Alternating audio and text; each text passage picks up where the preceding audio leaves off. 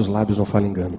Então você quer ser feliz? Não espalha fofoca, não espalha contenda. E Deus abomina quem semeia contenda entre irmãos. Contenda significa divergências, né? E abominar é repelir com horror. Deus detesta isso. Detesta, porque seus lábios podem ser usados para promover a unidade, a paz, a integridade do corpo de Cristo. Devemos respeitar as nossas diferenças doutrinárias, porque o que nos une é o amor. É o amor que nos une. E o inimigo, ele quer enfraquecer, dividir o exército de Deus, porque casa dividida não prevalece. Ele sabe disso. E aí o que ele fazia? Espalhava boatos muito rápido. E olha, os muçulmanos, eles são muito criteriosos nisso, são regidos pelo Corão, lá o Alcorão. Se o muçulmano falar mal de outro, não tiver 4 testemunhas idôneas para provar o que ele falou, 80 chibatadas, 80. Imagina isso no meio evangélico, né? Eu tenho irmão com um jargão nas costas. Alguns porção dobrada, quem sabe? Né? Imagina uma coisa dessa. Aí eu lançava um feitiço ali, numa reunião, aqui ele pega. O demônio pode causar doenças, pode, né? Nós tem farto material bíblico para isso. Mas nem toda doença vem do diabo, né? Tem doenças de causas naturais também. Aquela história, né? Se for toda doença do diabo, então se tomou Doril, está com dor? Tomou Doril, o diabo fugiu. Nada disso, né? Então significa que você ter uma cefaleia, causa natural, vai regredir com medicamento, né? Então, podia causar uma dor de cabeça ou um câncer, aquela pessoa ficava doente. O satanista está ali, camuflado, disfarçado, falso profeta. Vai fazer o quê? Sinais e prodígios para enganar. Vai lá e olha, eu vou orar hoje que Deus vai te curar. Fingindo, né? Falso profeta, é o lobo em pele de ovelha, fazendo sinais para enganar aquele grupo. Diante do grupo, tem que ser debaixo de um efeito pirotécnico. Não pode ser no cantinho, não. Vem aqui no cantinho, eu vou orar para você. Não, pirotécnico. E aí chega ali, olha, e ora. Em língua coisa nenhuma. Satanista não ora em línguas, não tem o Espírito Santo. Mas eles adotaram o aramaico. O aramaico era a língua falada na época de Jesus. O aramaico é lançado na alta magia para lançar feitiços, conjuros, maldições, etc. Ele dá ordem para o demônio tirar a seta que ele mesmo lançou. A pessoa é curada. A pessoa é curada. Aí todo mundo, aí lança palavras proféticas. O diabo sabe o que aconteceu no dia anterior, né? Ele está vendo, ele tem os espias dele. Chega ali, pega uma jovem mais fragilizada. Olha, ontem não teve uma briga na sua casa? A tua mãe não disse isso para você, o seu pai, o seu marido, o seu irmão? Olha, não aconteceu isso? Oh, Deus revelou para aquele homem de Deus. Ele usou até as mesmas palavras, né? Diabo preparando o terreno para lançar a semente de divisão. Ganhou a confiança do grupo, vai lá e espalha, fofoca de novo. Fofoca no coletivo promove divisão. Aí ele chega ali e diz, olha, você sabe, vou contar uma coisa para vocês. Não contem para ninguém, vamos apenas orar. O nosso líder, o pastor da nossa igreja, ele é satanista. Deus revelou para mim. O pastor da nossa igreja está desviando dinheiros para fins próprios, pessoais, né? O pastor da nossa igreja fazendo isso ou aquilo.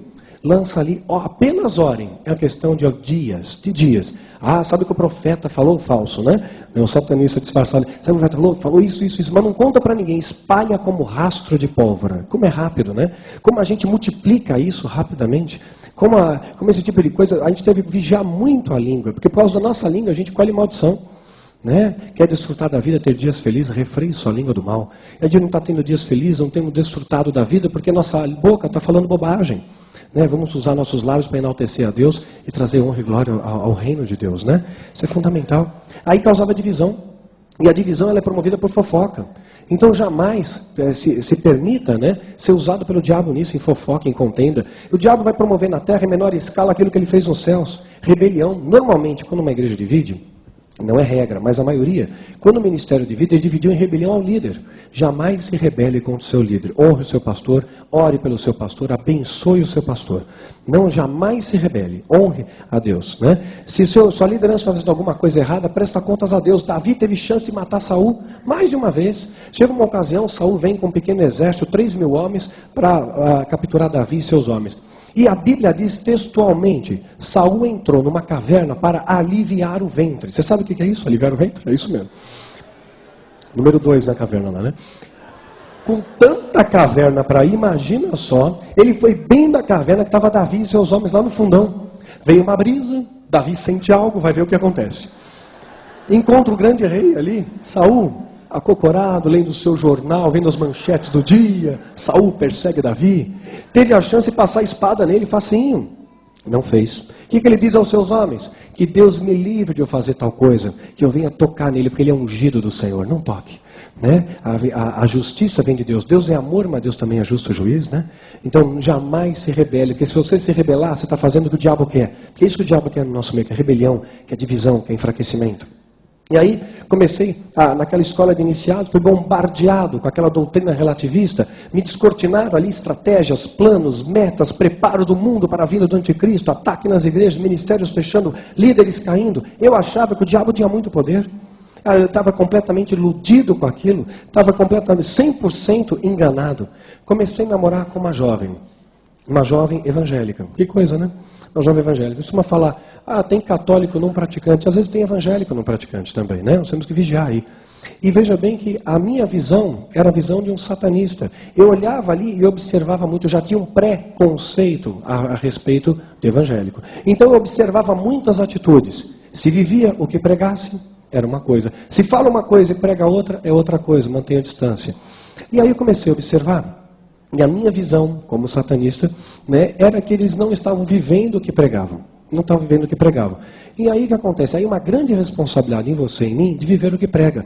Eles eram, naquele momento, o único referencial que eu tinha de uma família evangélica. Talvez você seja o único referencial evangélico no seu bairro, na escola, no seu trabalho. O mundo está de olho em você. Há uma grande responsabilidade aí na sua vida. Comecei a namorar com ela. Ia numa igreja com eles, frequentava igreja com eles. Eles iam na igreja. E é uma igreja que estava no bairro Nobre, em São Paulo, na época estava em construção. As reuniões eram feitas onde, no futuro, seria o estacionamento da igreja. Mas já cabiam muitas pessoas ali, eu acho que cabiam umas 1000 pessoas. E ela ficava no alto de uma colina, ia com Fusca.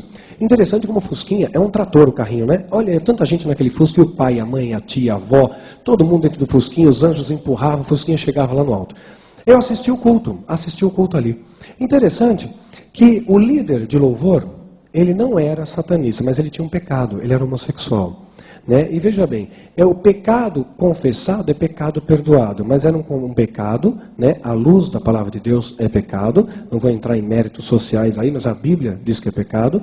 Né? Então o que acontece?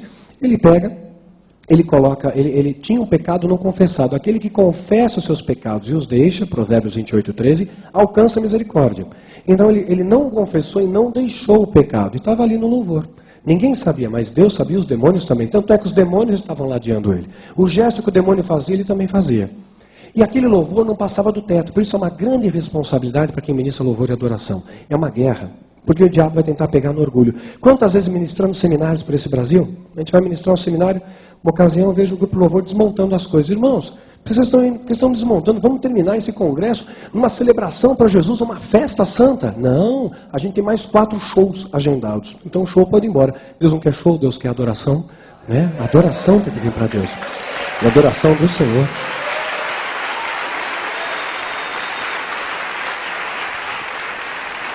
Uma outra ocasião, repare uma coisa, não é uma regra, claro que não, mas isso está acontecendo com uma certa frequência, e eu tenho a direção de Deus de sinalizar isso. Você vai num congresso, não importa qual seja a temática do congresso, de batalha, de intercessão, de louvor, não importa a temática do congresso. Repare uma coisa, não é uma regra, graças a Deus, mas está começando a acontecer com uma certa frequência, eu tenho a obrigação diante de Deus de sinalizar. Você vê o grupo de louvor, está ministrando, né? Ministra na abertura do congresso. Durante a palavra está sendo dita, e o Espírito Santo está falando, Deus está ministrando. Cadê o louvor? Está comendo cachorro quente, pipoca, está lá fora, saiu. Aí depois do intervalo, o louvor, tem que achar o pessoal, aí volta, né, para o púlpito, santo, santo, santo, né? E aí está fazendo o quê? Não é louvor. Está transformando o púlpito em palco, né? Está fazendo do louvor para chamar a atenção, para si mesmo, não para dar honra e glória a Deus. Deus não pode operar em ambiente sujo, queridos, não pode. Muitas vezes você vai acabar indo em lugares e você não vai receber a plenitude do que Deus tem para você por causa de pecado. Pecado que muitas vezes está nos bastidores que você não vê. Aí existe uma grande responsabilidade de quem organiza um congresso, qualquer que seja a temática. Tem que ter integridade na organização, na intercessão, no aspecto financeiro, no louvor. Nas pequenas coisas nós temos que oferecer uma excelência para Deus. Quero lembrar por causa do pecado de um único homem, Acã. Ele estava na linha de frente. Um único homem, o que o diabo fez? Matou 36 homens, roubou a bênção da vitória, destruiu a esperança do povo que ficou como água.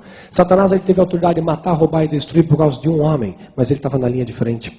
Ele estava numa linha importante ali, né? Então é uma grande responsabilidade. Quando eu vejo uma coisa dessa, eu já peço, eu prefiro levar um CD ali, colocar um louvor no CD do que permitir que venha fazer espetáculo ali para pessoas. Nós temos que oferecer adoração para Deus, né? Sobre todas as coisas.